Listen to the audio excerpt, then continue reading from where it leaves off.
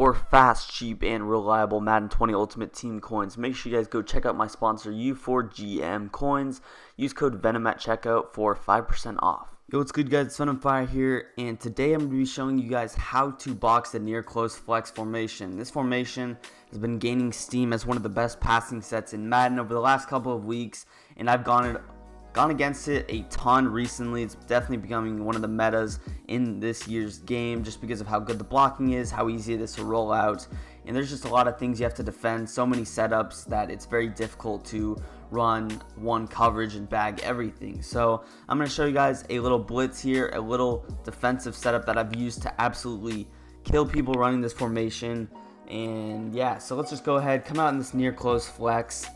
Let's run this Texas, and a couple of personnel subs I want to go over is one thing you actually want is to have a lurker. A lot of people already have lurker at safety position. If you do, just put him at free safety. Unfortunately, nobody in regs has lurker, so if that's your game mode, it's going to be a little bit more difficult for you to defend, but still can be defended. So if you have lurker, put him at free safety, and then you just want to put a fast guy here at strong safety. You guys will see why in a little bit, but lurker is definitely going to help with covering the ground quicker.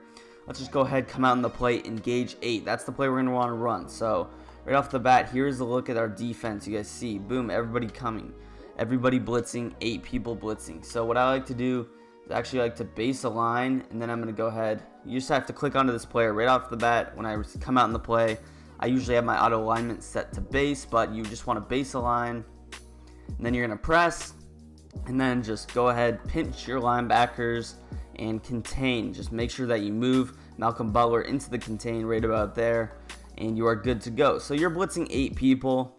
One thing you're also going to want to do, yeah, for some reason this guy didn't press. He's usually going to go about here. This right corner is going to be the one that is going to defend the corner out. So when people run near close flex, they're always going to run a corner out, or most of the time they're going to run a corner out to that side with the 2 receivers. The way that we're going to defend that is to put B on an outside quarter. This cornerback right here, we're putting him on an outside quarter. Now, outside quarters, when they're baseline press, I'm not sure if you guys have gone against cover 4 drop show too, but it's very difficult to throw the corner routes. And this player, if he's good enough, can actually make a play on the ball. So we're going to press. He's also going to be good at, he can defend out routes, deep blues, play out routes, hitches very well. So if he wants to throw out routes the whole drive, it's going to be very difficult for him to move the football, and then you could eventually adjust to that. So we got that zone. Next zone we're going to defend is X, because a lot of times people are also going to put this tight end on a corner route, expecting it to be like man coverage. What you're going to do to defend that is put X on a soft squat, and then you're defending the tight end and A by yourself. Well, it really does depend, but there's going to be like 2 streaks here. So what I like to do is I'm going to start out with X. I'm going to defend that. If he throws it, we have an easy pick. But if not, I'm going to move quickly over to the right side, and he's going to think that it's open. We can lurk that. That's why lurker is so important, because you're going to be running quickly, and I've had it to where I start over here, and I can actually lurk them throwing it to B. But a lot of people to stop your 8-man blitz are just going to think streaks. Oh, streaks will easily defend this. Oh, some other stuff. They like to snap throw streaks a lot, so this is a setup that I've seen a lot. Just boom, 2 corner routes. This just pretend X is a corner route. I don't have Hot Route Master, but they have their corner, they have that streak, and all you have to worry about is anything deep. Now, if they do go ahead block 8, that shouldn't be a worry, because you still do have this safety over the middle of the field. But let's just go ahead, snap the ball here, boom, snapping it, and we get that pressure quickly. Now, Russell Wilson, I think he has the ability where he's going to break that sack, so just keep that in mind while I'm going over this, that these would be sacks. A lot of people don't run that ability. If you want the blitz to come in even faster, something you could also do is just, you don't have to contain. I feel like sometimes the contain actually makes it a little bit slower, so you just move him right here. He could also maybe get bumped by one of those routes, so just be careful on that. You could even leave him a little bit off-centered, like right there. But again, you're base aligning, you're pressing, and boom, you're just going to put B on an outside quarter. That's the spot you want him in. Put X in a soft squat, because if they put their tight end on an out route or a corner route, you're going to want that soft squat to bag it. And also, let's say they do block 8. They put B on like a slant or a crosser route of some sort. That soft squat will be able to pick up on that more times than not, and you will still be able to lurk it. So again, people run this type of a setup again. I'm going to show you guys a different one they run. They run something like this a lot. 2 streaks, they're going to try and throw to the one that you're not using. So boom, snap the ball and working X. I'll go over to A, and it's picked. Now, I've got pressure way faster than that in MUT, where they actually just snap throw it, and a lot of times, obviously, the CPU's getting a little bit more time because they're not going to take a sack. So in Ultimate Team, people are just going to snap throw. They're going to know that you're sending 8 right off the bat. They're going to recognize the 0 blitz that you're running, and they're going to try and snap throw something. They're going to try to make a quick decision, get the football out, and that's really going to be costly for them. You're going to be able to pick it off. I've done it multiple times, like I said. Now, one thing, if they do end up blocking 8 and they have a running quarterback, they're going to try to get outside the pocket. The way that you're going to actually defend that is to make sure that you contain, but you don't want this cornerback on the contain, because if they chop block this cornerback, then you are absolutely screwed. You want that D end on the contain, so that even if your safety or cornerback gets chop blocked on that blitz, you will still be able to shed on the outside, preventing him from scrambling out. So again, outside quarter. If you don't know what outside quarter is, it's just that right stick to the left-hand side.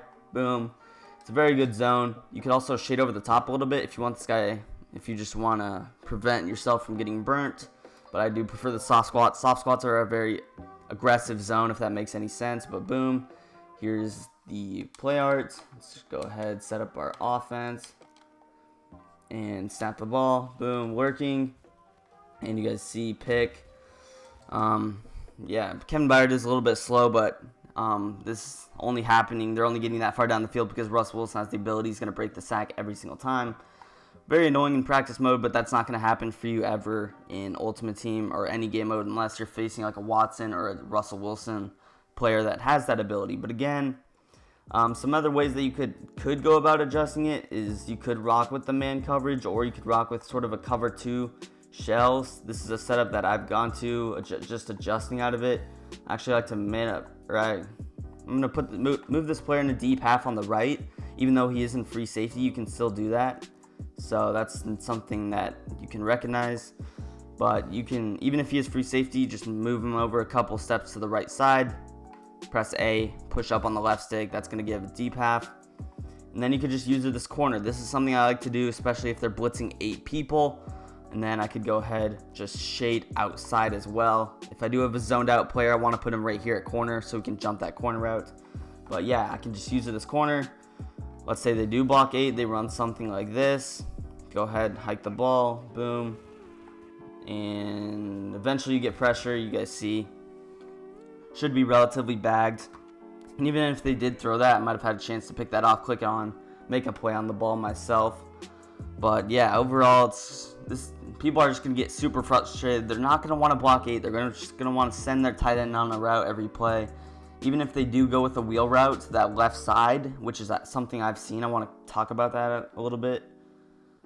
And what I mean by the wheel route is make sure you don't click onto your player before the snap. Otherwise, he's going to end up not moving.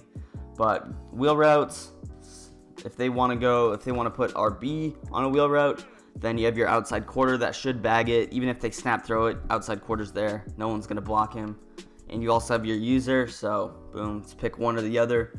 But if they want to put Y on a wheel route, let's say he's going to the left, you have your soft squat as well. So even if they snap throw a wheel route to the left side, soft squat, the bag, they're going to think that you're just running man coverage based on your play art, but a lot of people don't know that you actually adjust out of it. A lot of bumps here, but yeah, very simple setup. If you actually are getting burnt by somehow on the outside quarter, maybe by B on like a little streak, your outside quarter can't get it. Maybe you want to move him in, maybe you put him on a deep half or an outside third, but to defend the corner outs, the outside quarters are the best zones. Can't get much better than that. And overall, workers should do the rest for you. You're going to be able to cover a ton of ground. And boom, working, instant pressure right there. But yeah, people will just snap throw to either of these receivers. They'll snap throw to your tight end. Just be careful. Like I said, I usually start over on the left side. People think, oh, he's using the tight end. Boom, you just quickly run over right when the ball is snapped to this right side, and you're able to pick up. Even if they snap throw it to B, if I'm in a spot like right here, if I have lurker, I'll easily be able to pick it. Don't use your linebacker ever because they can't jump in this game. That's one of the reasons that this game is awful. Linebackers won't get a foot off the ground unless you have the lurker ability. Keep that in mind. But boom, simple setup. B in an outside quarter, X in a soft squat.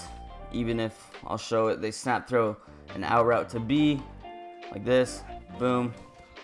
Outside quarters right there to make the tackle. You're not giving up too many yards. And obviously, if he wants to keep throwing the out route, you really want to pick up on your opponent's tendencies. So let's say he keeps throwing the out route, boom, adjust into it, maybe do something like this. Or maybe you could put this player in a curl flat. You don't have to rush him every play, but it can be risky if you do this and he ends up having a corner out on the field. Bad things could happen. So, like I said, it's very risky defense. You can occasionally give up big plays, but if you have pressure in his face, it can force a lot of overthrows. He might be throwing off the back foot. He might be throwing across the body. So he's never going to have a perfect pocket. You just got to recognize that. And just be there with your user, like I said. It will take a little bit of practice, but boom, user free safety, work over to A, everything is bagged, and we get the sack. So more times than not, your opponent's not going to block 8. If he does want to block 8, you will get a shed. You're rushing 8 people. One of your players will get home, and you just have to hold on a little bit. Occasionally they can get open, but from what I've seen, nobody blocks 8 out of this set. Everyone is that stingy. They don't want to block 8 people. You really have to expect the unexpected with your user. Don't get caught lacking. Maybe they put a deep post on the field and you can't risk getting burnt. But yeah, it's pretty much going to do it for the video. If you guys did enjoy, want more tips like this, make sure you hit a like on the button. Don't forget to subscribe to the channel as well for some more Madden 20 content in the future. And peace. I'm out of here.